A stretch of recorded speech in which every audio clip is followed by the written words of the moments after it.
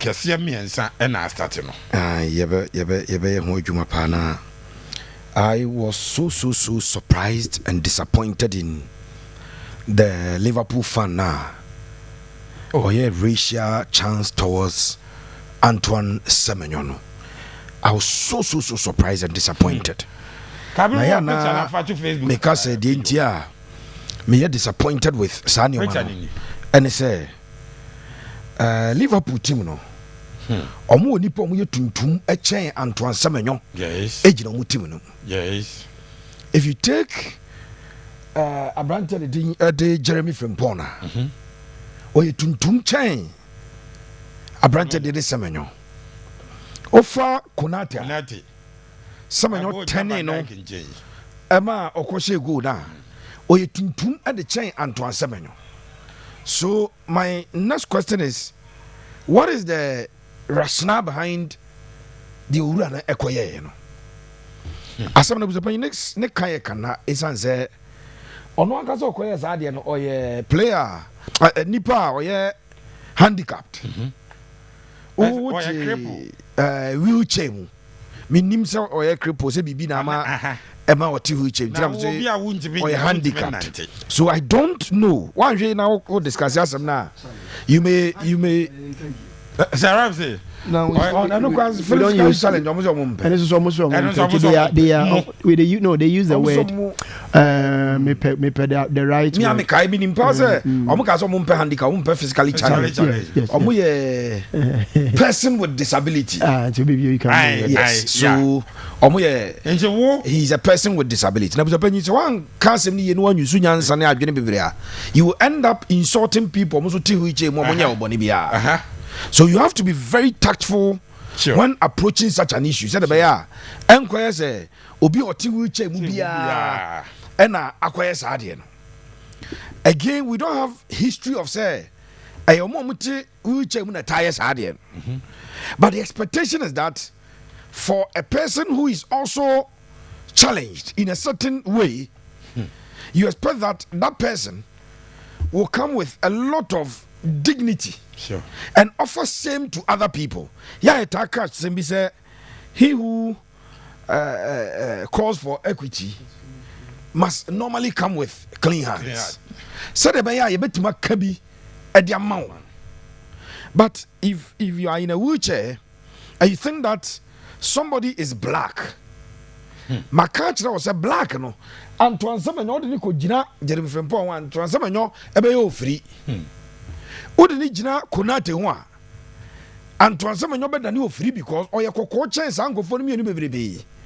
This Liverpool fan are comfortable with those players playing for his side, but our difficulty with Antoine Semenyo playing for a team and your player. Sabi sa utua sika ma Liverpool ni ade bitua ka u sika ne bi nkwa Antoine Semenyo. But with team no mu no ye woni pamienu omo ya tuntum for say yan a omo de omo ya tuntum chen Semenyo. Now in fact Semenyo was born in England to say the same nipa na o ti wi che no Liverpool supporter ye wo no England. Nyame adom Antoine Semenyo no we move a step further to be a top person in society because he's playing at the highest level of football in the English Premier League. So, in fact, on his personal level, he has achieved.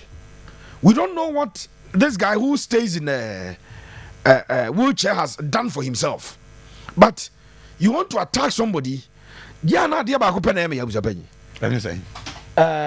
League for no at the almost statement about tonight's match between Liverpool Football Club and AFC Bournemouth was temporarily paused during the first half after a report of discriminatory abuse from the crowd directed at Bournemouth's Antoine Semenyo. This is in line with the Premier League's on-field anti-discriminatory protests. The incident at Anfield will now be fully investigated. We offer our full support to the player and both clubs. Racism has no place in our game and everywhere in society.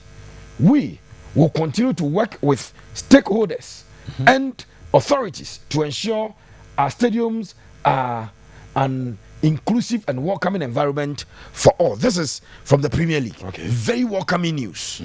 Very, very welcoming. ɛna ɔmo de ba abɔnten na busapanyi yes sir anwumere deɛ ɛyɛ Antoine Semenyo mentality na I want to praise it. Before he was racially abused, he had not scored. yes He was racially abused. The game was paused. The two coaches were invited. Yes. Two captains were invited. Antoine Semenyo scored 2. This is the mentality how a black person are. Yeah, me person only show 3. Maka just me. Sa racial same way no. No question say Semenyo de ono oye English. okay Abrante ni kura English passport. Antoine Semenyo kura English passport. Nancy Roboma Ghana and when you dual citizenship and okra Ghana passport account. And yes, Antoine Semenyo was a penny okra English passport to say there a branch or two which muno. Ekran e because look at it is possible to say be an or a foreigner, but or a Liverpool supporter. Yeah. We can agree with that. But assuming he's English, Antoine Semenyo is also English. yes That is the first thing. But me say the mentality mostly. Yeah, na yen yamo mo ya blacks ni bebrebe. Etimi ja mo bufuo. No akọ overreact no kwa kwaje record. yeah No akọ bibi na bia ye the suspension ama no. Antoine Semenyo ebra akwa no kasa no dan ni ko hwe no. You could see somebody who doesn't care too much about that. Yeah. But wanted to see the sort of person no person I'm sure say he had already seen the guy in the wheelchair and he wanted to be sure say that is where I'm make say the mentality they no most African players no enso munya bie ya me chire buzapanyi no kwasem say ye kuro mu hayi discrimination wa pa me matu kwa pa akọ ba na ese me haide se me ya santini matu kwa akọ ba pe me so be gira ba bebrebe a obi nya santini a atani a ye di nipa kono ntimi mie na no ya kodwom nkura ye omuso apa opa ne ade se wo hwe words anko for the describe your mo a ye krom amboni o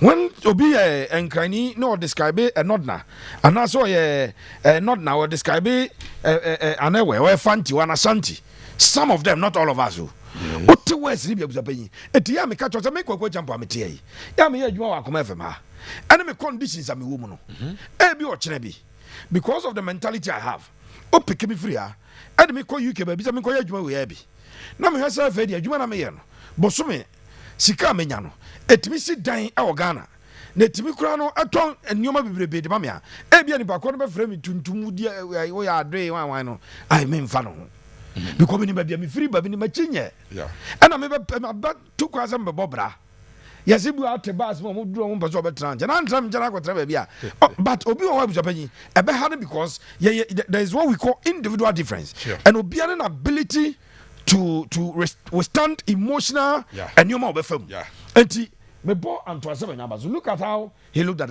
the guy was still speaking against him no kasa ekire no but Antoine Semenyo after